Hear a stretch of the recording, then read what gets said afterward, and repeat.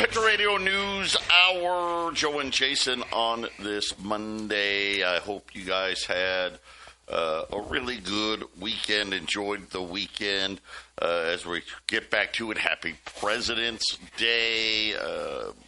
We had Valentine's Day. Really, we had the Super Bowl, right? Then Valentine's Day. Now today, President's Day. The markets are not open today.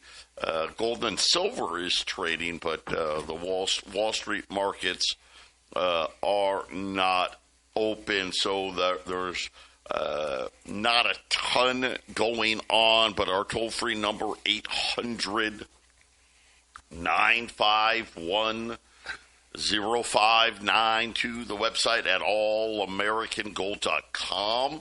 I still have, you guys love to torture me. You do. Still have some of those 1996 rolls. I don't get it. $1,995 get you a roll of 1996s that are pretty dang nice looking, especially considering, gosh, is that 30 years already? 30 years, 96, 06, 60, yeah, 30 years old. Of course, the 1996 is the most important Silver Eagle in the collector sets, right? So, when people want to have coins from every year, that is the one that is the hardest to get. They made the least amount of them. They are highly sought after.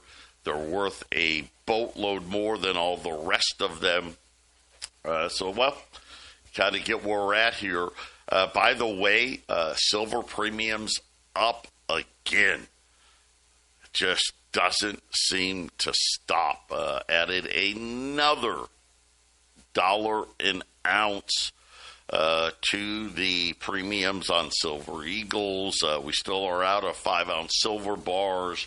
But right now, rolls of U.S. Silver Eagles, $19.75. But first, pay the extra $1 an ounce. Get the 1996s at $1,995. We've had a lot of questions about changing in reporting requirements, gold and silver, and oh my gosh, and this and that.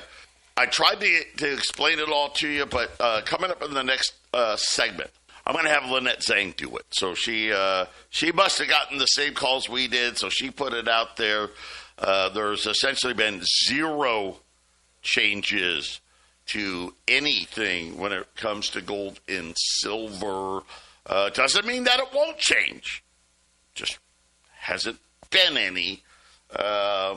But in any event, tomorrow there was a new rumor. Oh, something's happening tomorrow. No. You have, when you do stuff like, it's not capital gains, but in any event, when you sell gold and silver for a profit, it's taxed at a 28% level. And every February 15th, stuff like that, artwork, gold, silver, all that stuff, you have until that date to do it. Well, that was a weekend, so they made, and then today was a holiday, so they just said, hey, you've got until Tuesday to do it.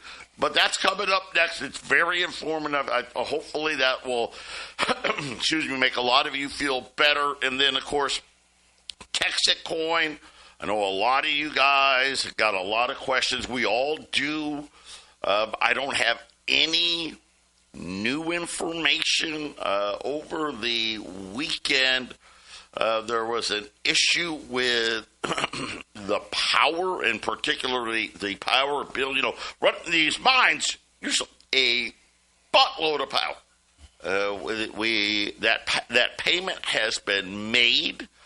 It was late. Now I don't know why it was late. Was it because they were trying to get bank accounts reopened, or what it was? But I want to keep you guys. Whatever I know, I want you to know.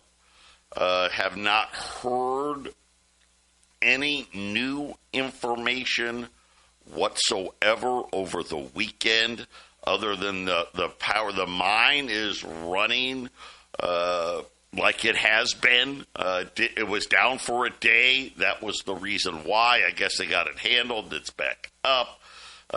Coins are still coming every day. I also promised I would tell you what I'm doing. I am not buying any Texas coin right now. If that changes, I will let you know. I'm also not selling any Texas coin, but if that changes, I will let you know. This is something where I will say I'm the closest that I've been, but at this point I'm like, right? You know, I guess if I had the crystal ball or whatever it was, hindsight being 2020, would I have sold some before all of this? Absolutely. Didn't know. I know a lot of you didn't know either. We've been stressing. I will say this. We've been begging you to learn how to buy and sell this stuff. So maybe this will motivate some of you to reach out and say, hey, you know what? This is about all I could handle, and maybe I'm going to learn how to start selling this stuff, or maybe scoop it up on an opportunity. My guess is we will learn more on the call tomorrow, which means it won't be no Wednesday that I'll have new news for everybody. Stay with us. 800-951-0592, Patriot Radio News Hour, as promised. So we've had a lot of questions about, and I don't know how it got started. Somebody sent me, it was a video, an AI video. Doesn't really matter, but a lot of scuttlebutt on the internet about some big changes to gold and silver, the reporting of gold and silver, and trying fear porn, right? And I got quite a few calls, and so did Jason. And some of you were like, "Well, some of you were mad that I didn't know this," and I'm like, "I don't know it because it's not true." But I figured, you know what, maybe if you hear it from a second source, that maybe you can be at ease. Nothing has. I want to say this: nothing has changed. Doesn't mean they can't change it later, right? We always say, with a stroke of a pen, the government can do whatever the hell it wants. But in this particular case, I don't know how it all got started, but it doesn't really matter. Jason, Jack, I don't know. Do we have that clip ready? Or not yet? Yeah, we got it. We ready? Let's hear it from Lynette Zhang. By the way, if you missed this, we have it on our website as well at allamericangold.com. But Jack, let's get it going. This is from Colleen Allen, 3382, and she said, I just listened to Dan at I Allegedly on YouTube. He said the government is changing the $10,000 limit withdrawal notification to a much lesser amount. Have you heard anything about this change? And for clarification, do you think the government would confiscate foreign gold coins?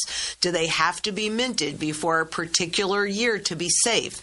Thank you for your expertise. You are appreciated. And I appreciate these questions too. So I'm just going to give you the short answer when I went in to look, and there is no confirmed at this point. I'm not saying this can't change, but at this point there is no confirmed U.S. law that has officially lowered the long-standing $10,000 cash withdrawal deposit reporting rule. Now, look, they put that in place to make you feel uncomfortable, to second guess whether or not you're going to pull funds out of your account. It is not illegal. And oh, by the way, there is a paper trail. If you take out a withdrawal and then you later make a deposit, there's your paper trail of where this money came from. However, there are proposals and media reports suggesting that the Treasury may lower that threshold in 2026. But these are not yet enacted into law. They haven't been fully confirmed. And we're just looking at the discussion of changes. And I'll let you know, or maybe you'll let me know, when those changes occur. But just keep in mind, until they say that it's illegal to take out more than $10,000, you can go into the bank and take out any amount of cash that you want. Are they going to write a SARS report? Sure they are. They have to. Will anybody read it? Probably not. Remember, they're way understaffed. And it doesn't matter anyway because you are not doing anything that is illegal. That's the bottom line. Google AI is saying as of January 2026, Basel III has passed a new law that states that banks are no longer allowed to rehypothecate gold and silver. Is this true? Well, let's talk about that because, first of all, do you know what rehypothecate means? What that says is any deposit that you make into your account, then the banks have the right, once you make that deposit, it is no longer yours. And the banks have the right to use your equity as their collateral to borrow and create more. So while I want to clear this rumor up, basically, because this is a global thing, Basel III, but you might have noticed that I'm saying it's a nothing burger here in the U.S. because of all the deregulation. So, but let's just clear this up. That's been spreading online. And the reality is Basel III has passed a new rule banning banks from rehypothecating gold and silver. Well, it sounds dramatic, but it would be huge if it were true. But here's the reality. No such rule exists. Basel III did tighten liquidity rules years ago, but that was particularly for unallocated or paper gold, and physical gold held on the bank's balance sheet does get Tier 1 treatment, meaning that it's the safest thing that you can do. But frankly, none of that bans rehypothecation. Not in the U.S., not in Europe, not in the U.K., and not in any Basel Committee document. There is no law, no regulation, no Federal Register notice, no BIS update, Bank of International Settlements, nothing that says that banks can't rehypothecate gold or silver. If a rule like that had passed, it would be really front page news across every major financial outlet. So where does the rumor come from? Mostly from people confusing the NSFR rules, which make paper gold more expensive for banks to hold, with an outright ban. They're not the same thing. So the bottom line is very simple. Basel III did not ban rehypothecation, but the fact that people believe it tells you something important. Trust in the paper markets is breaking down, and investors are looking for clarity and real ownership. But frankly, if you don't hold it, you don't own it. And we're watching spot gold and spot silver spike as Wall Street is losing control of this narrative. Woof 728 asks, Lynette, I was surprised to hear that North Dakota is the only state that isn't in the Federal Reserve System, according to Bill Holter. He just said that a few days ago in a podcast. How can that be? Well, all right, let's clear up a claim that's been making the rounds. The idea is that North Dakota is the only state that's not in the Federal Reserve System, and it sounds dramatic, and it would be if it were true. But it isn't. North Dakota is absolutely part of the Federal Reserve System, just like every other state in the country. So here's where the confusion comes from. North Dakota has something unique. They're the only ones that have a state-owned bank in America, the Bank of North Dakota. Because it's state-owned and works closely with local community banks, people assume that it operates outside the Federal Reserve System. But it doesn't. It still uses the Fed's payment rails, clearing systems, and regulatory framework. Another source of confusion is that many banks in North Dakota are state chartered and choose not to be member banks of the Federal Reserve. But membership is optional for state banks. That doesn't mean the state itself is outside of the system.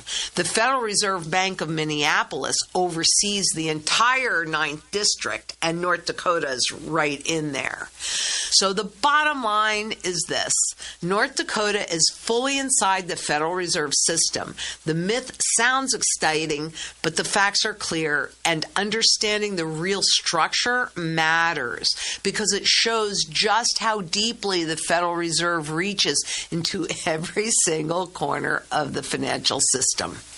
If you want to be outside of that Federal Reserve System like I do, this is how you do it. Physical gold and silver in your possession. Ta-da. Not rocket science, very simple. And Silver Johnson 3163 asks, at the Lynette Zhang, the U.S. Mint just suspended numismatics due to metal shortage. Well, there is a metal shortage, but the thing that just happened at the U.S. Mint is a signal that most people are missing.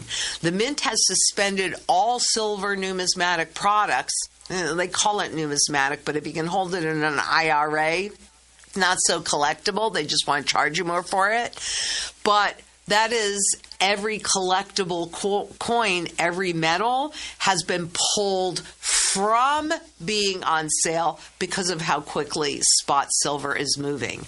The official reason is extreme price volatility and the need to review pricing. But let's translate that into plain English. The Mint can't source silver at a stackable or a stable price. And when the largest sovereign mint in the world can't get enough metal at a predictable cost, that tells you that the physical market is under real strain from the paper market. And it goes into the transition that we're in right now that we entered back last January, a year ago. This is exactly what happens when the paper markets, those future contracts, the derivatives, the leveraged bets start losing control of price discovery. Ta-dam! For decades, the spot market has been set by contracts, not the metal itself, not true supply and demand, but a handful of traders, and they could move the price of silver with keystrokes without ever touching an ounce. But when physical demand surges and supply tightens, the paper price becomes fiction.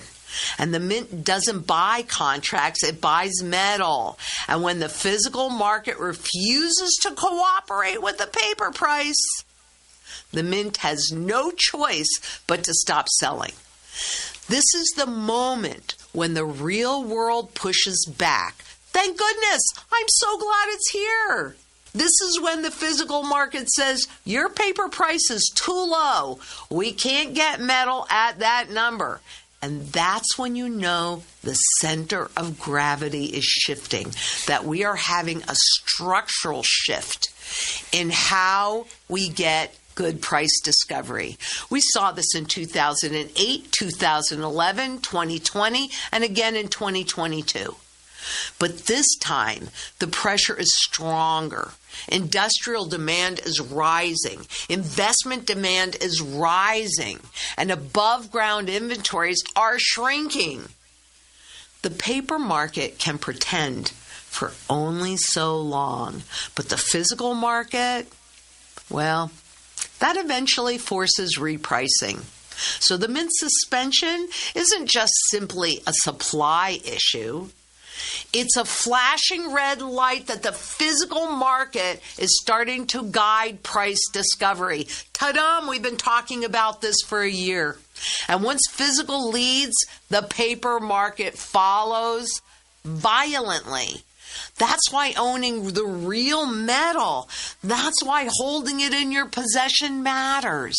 Because when the system gets stressed, the truth shows up in the physical markets first. And silver is the fuse, and it runs first as that loss of confidence starts to erode.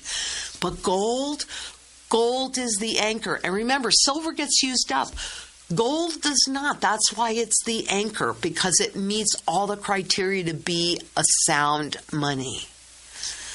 Both of them together, that's your bazooka in what we're going through right now, the transition into a new system. There you have it from Lynette saying, when we get back, let's talk about some of the things she brought up. Patriot Radio News Hour. Joe and Jason will be right back. 800-951-0592. Again, President's Day. Markets are closed. Not a ton of news, but I really I thought it'd be a good time to kind of let everybody know what is not happening. Lots of rumors. Listen, it could. Right? Remember Janet Yellen, when she was at the tree, she wanted to do the $600 rule. Right, if you use Zelle or Venmo or anything else, $600, and they push back on it. It's coming. It's coming because we need the money. I don't know if last week we had just a stupid amount of debt we had to roll over $700 billion in a single week.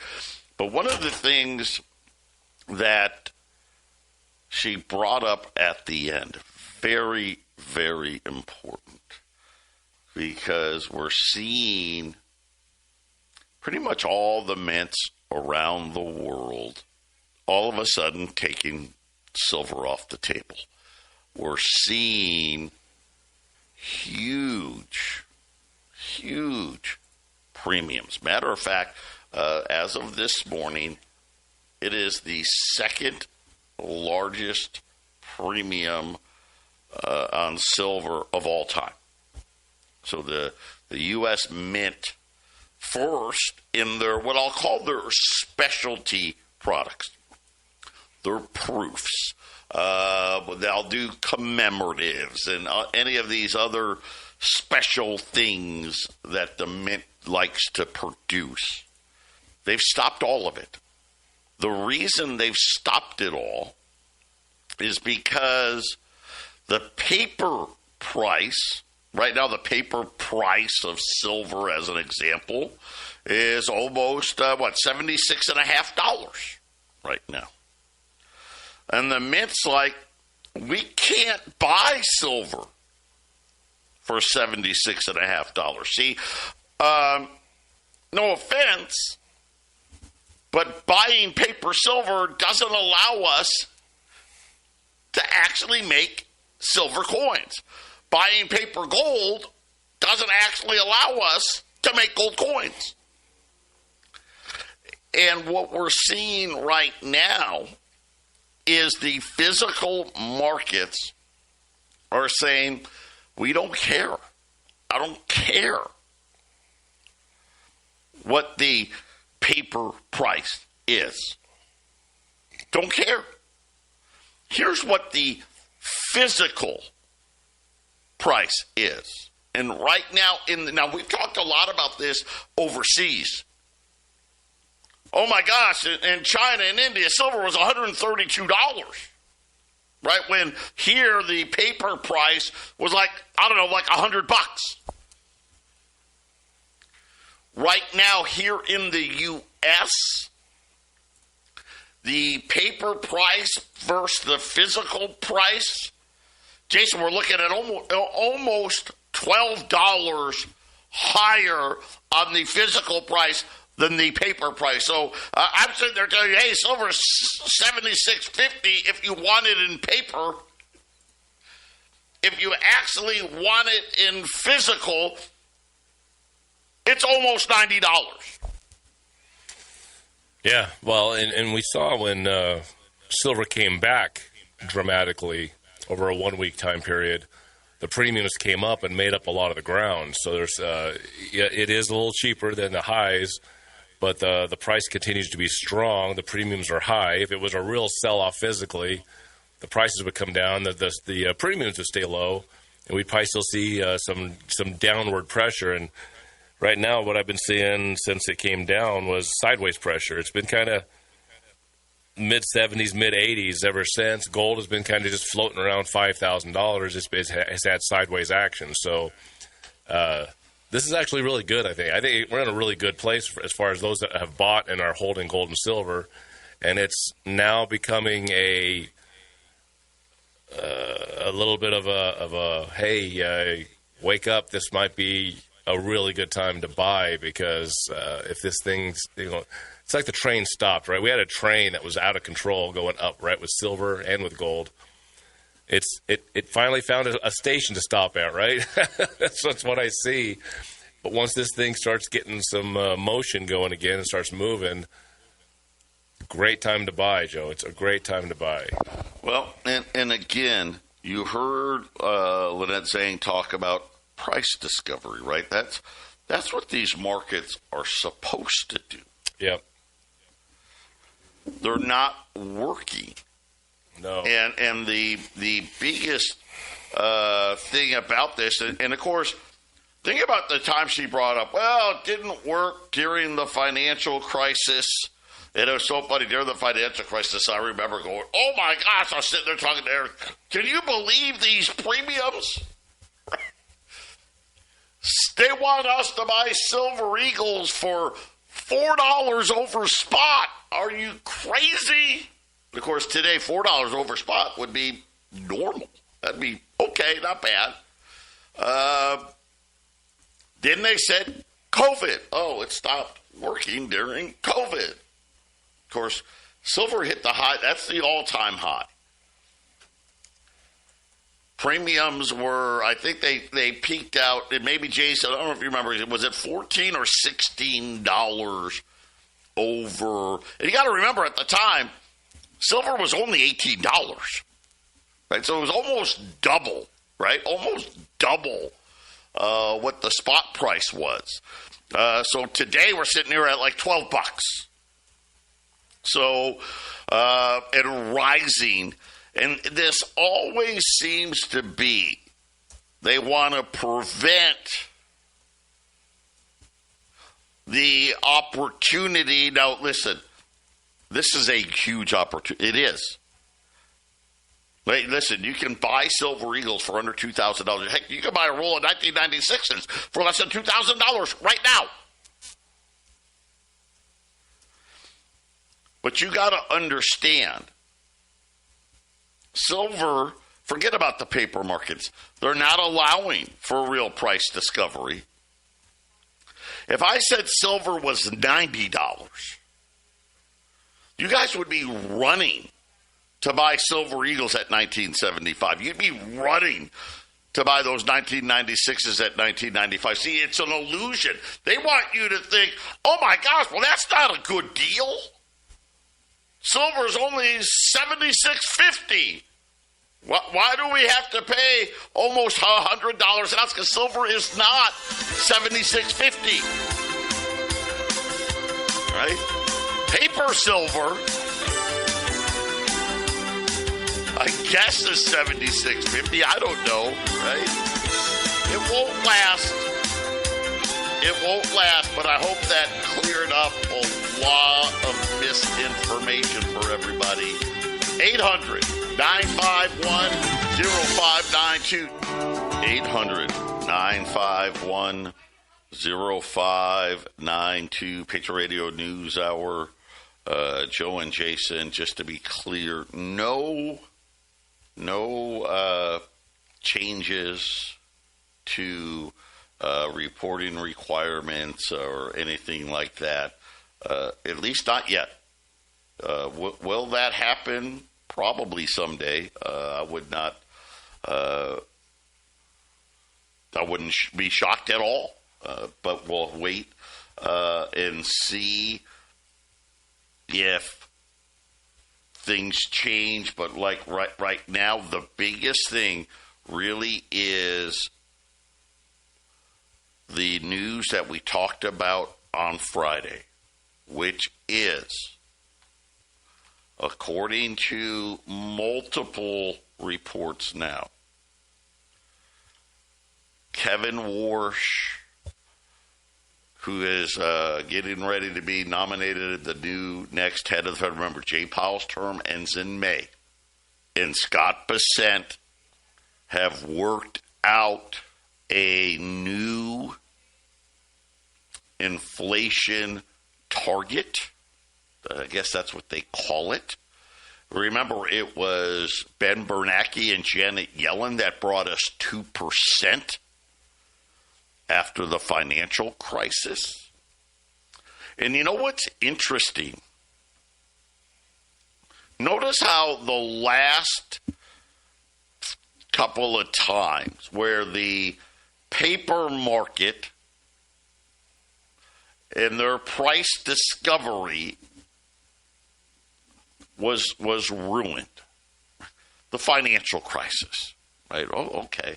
All right. There was crisis was right in a financial crisis, right? Then we had the COVID crisis, right? Oh my gosh, it's a crisis. There's no crisis today. Or is there? And let me tell you right now, there is. They just don't want you to know it. If they had to admit to this crisis, right, Wall Street couldn't be, 50,000. And this crisis is the worst of all of them because it has to do with the credibility of fiat money. And what Kevin Warsh and Scott Bessent have come up with is, hey, let's just raise the inflation target, which right now is at 2%. Now, of course, how many years now has it been over 2%? They haven't really done anything. I mean, I guess I should take that back. They did do quantitative tightening, right? They did. They did raise interest rates for a while, to pretend. But if you think about it, for over a year plus now, they've been lowering interest rates irregardless of how much over the target inflation is. And the funny thing is, it's not like employment was bad, at least according to the government. I mean, I don't know. Nobody knows, but the unemployment rate's at historic lows. Well, guess what?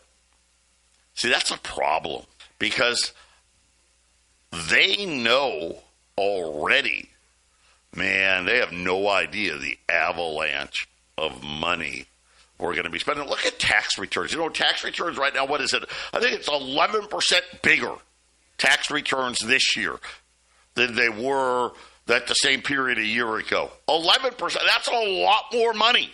And what is inflation? The creation of money.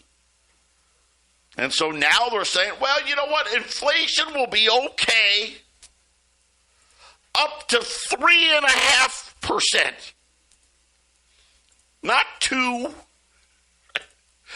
Not 2. To be fair, they gave it a range, which is ridiculous, right? Oh, well, 2.5, because that doesn't sound so bad, right? 2.5 to 3.5. You can forget about 2.5.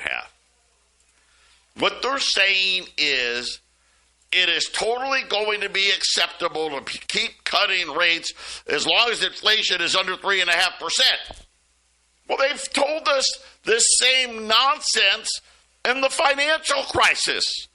Hey, we can cut rates to 0 as long as we say inflation isn't greater than 2%. Remember, that was a big problem after the financial crisis. Gosh, if we could just get more inflation, things would be better.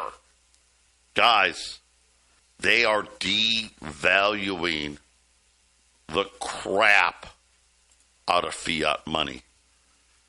That's what they're doing. And again, I'll be honest, I appreciate the honesty of the Trump administration when it comes to what they are going to do, at least in terms of the value of Federal Reserve notes. Now, they sit there and say we want a strong dollar. Oh, yeah, and anyone can. We still have a strong dollar policy. It's just, Jason, it's just too strong in our opinion, right? You know, hey, you're too strong. They raised it because they know they're not going to be able to get it below that 2.5 to 3.5. Yeah, that's right. That's right. They're not going to get lower why than that. They raised it. That means it's going to be more expensive every single month, every single year for everything you do out there. That's what it means. 800-951-0592. Patriot Radio News Hour. Joe and Jason wrapping it up right after this. 800-951-0592. 1996 Silver Eagles, whatever we have left at $1,995. Regular Silver Eagles, $1,975. And again, I hate to say it, you just got to throw the paper price in the garbage. Just no longer an accurate depiction. Of course, this has happened 3 times now in the last 20 years. 3 times in the last 20 years. It seems like it's going to continue to happen. But to give you an idea of how predominant the world is in getting into gold and buying less fiat money. First, you heard it from Lynette Zhang. Gold's now a Tier 1 asset. Can't have a better. It's just as good as the U.S. Treasury now in the eyes of the banking system. Shocking. In the last 5 years, the top 15 buyers of gold, China, which is number 1, 357 metric tons. But number 15, the UAE, at almost 52 metric tons. On the flip side, there's only 2 countries in the entire world that sold more than 20 metric tons in the last 5 years combined. One of them is the Philippines.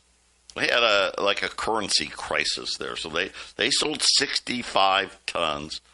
And then, Kazakhstan sold 52. But Kazakhstan's a gold producer, and it's controlled. The gold is controlled by them, so they sell it kind of. They pretty much always sell, I guess, for lack of a better term. That's it. By the way, the 15th largest central bank seller was Switzerland. That sold 1/10 of a ton. 1/10 of a ton. Ethiopia, 2/10. Malta, 3/10. Suriname, 4/10. The Solomon Islands, 6/10. I mean, guys, they're not selling. That's my point. They're not selling any gold. They're all buying gold. China's number 1, Poland number 2, Turkey, India, Brazil, Azerbaijan, Japan. Japan never was a gold buyer. Thailand, Hungary, Singapore, Iraq, Qatar, Czechoslovakia, Russia, the UAE, the list goes on. And this list stops at 52 metric tons. But, Jason, the reason I point this out to everybody is these are central banks. These are the ones, these are the creators, the gatekeepers of fiat money.